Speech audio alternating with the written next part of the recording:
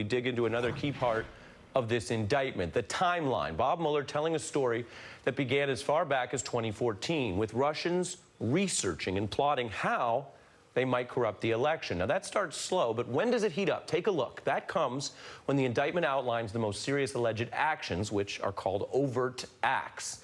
And that began in June 2016, a key period in the general election. Mueller saying the Russians spent money buying ads then, putting out a press release for rallies in the U.S., pushing propaganda, ordering posters.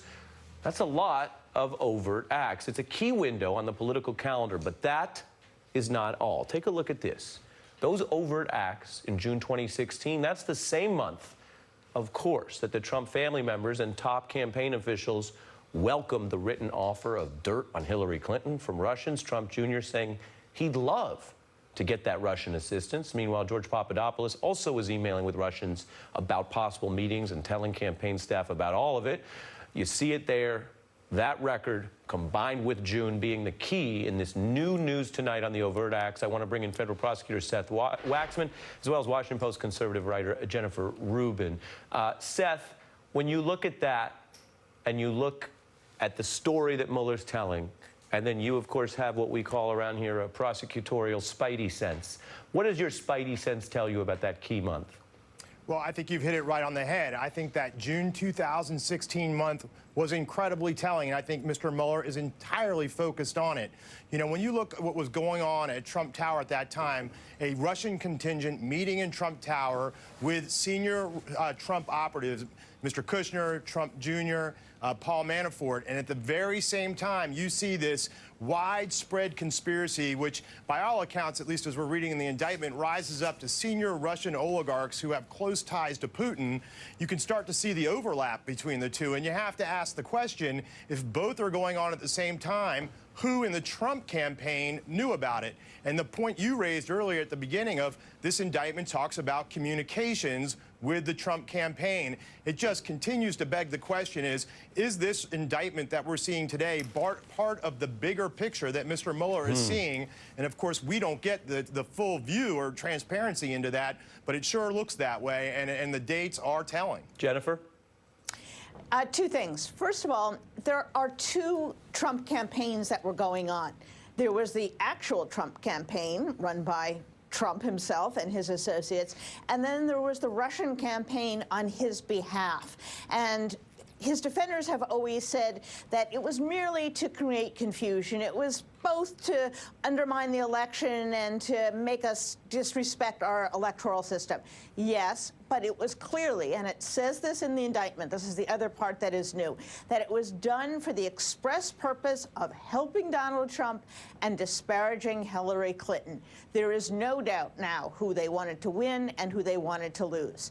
And when you look at this overlap between the two campaigns, the Russian campaign and the official Trump campaign, you also have to add in the money part of this. And that's what you alluded to, Ari, which is it went all the way up to the Russian oligarchs.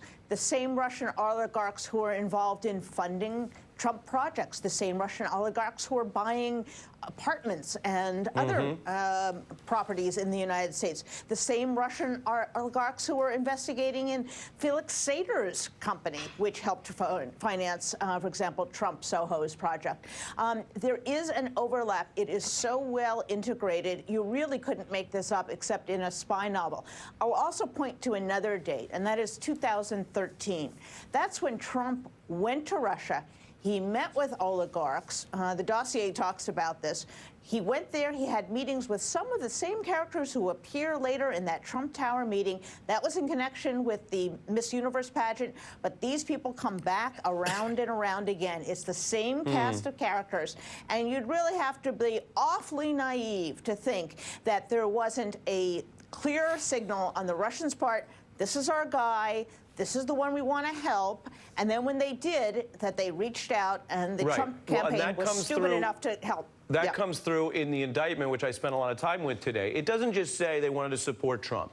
It says they also wanted to take out other candidates any way they could with derogatory information. So it's not just Trump versus Clinton. They went after Rubio. They went out after Cruz. We had Ron Naring, Ted Cruz's strategist, on our show previously. He talked about his view of that. Now it's in an indictment. It's a lot more serious. And so you see, as you're saying, a real Russian obsession, not just with interference and meddling in general, but in supporting Trump and taking other people out, and you're drawing connections as to why that would be. Jennifer, listen to something Rod Rosenstein said that was the only part of his rather bombshell press conference, the kind of news no White House wants to get. But there was one sliver here that Trump seized on. Take a listen. Now, there is no allegation in this indictment that any American was a knowing participant in this illegal activity. There is no allegation in the indictment that the charged conduct altered the outcome of the 2016 election. What's the significance of that, Jennifer? He says there's no charge in the indictment. He doesn't say it never existed. He doesn't say it can't be shown. First of all, you can never show to a beyond a reasonable doubt whether some of this information influenced people that would have otherwise stayed home or would have otherwise voted for Hillary Clinton. But the operative word is it's not alleged in the allegations. It's not alleged in the indictment.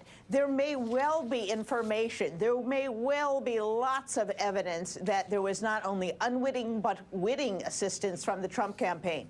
So this notion that somehow he is cleared, he put out a statement, the RNC put out an even stupider statement saying we're exonerated, which has been shown that there's no collusion.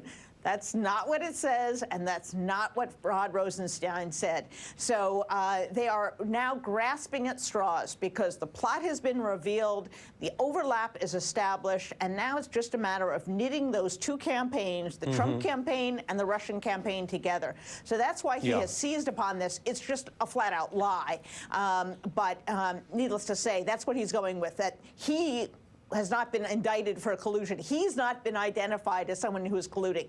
Wait a little while. We're getting there. We're getting there. Right. And you're speaking also to what we've heard on the politics of this. We talked the law. The politics are, first they said, well, Papadopoulos, who is this guy, right? Then they said, well, Manafort and Gates, well, this was pre-election stuff. They had their own dirty problems. It's not us. Then Flynn, your own national security advisor, sanctions related. Okay, but that's not really election meddling and interference per se. Now that falls apart. And that's why the president has had to grudgingly change his message, because now you have Russians indicted for interference. You have a Californian on the hook, as I mentioned, and we have a lot more to break down. I want to thank Richard Painter for joining us. Nick, Seth, and Jennifer will be part of some of our panels coming up. Bob Mueller's hunt of the Russian spies, though, we're working out of this very office building. We can show it to you there in St. Petersburg. We are going to see how he's using the American legal power and intel to go after these foreigners.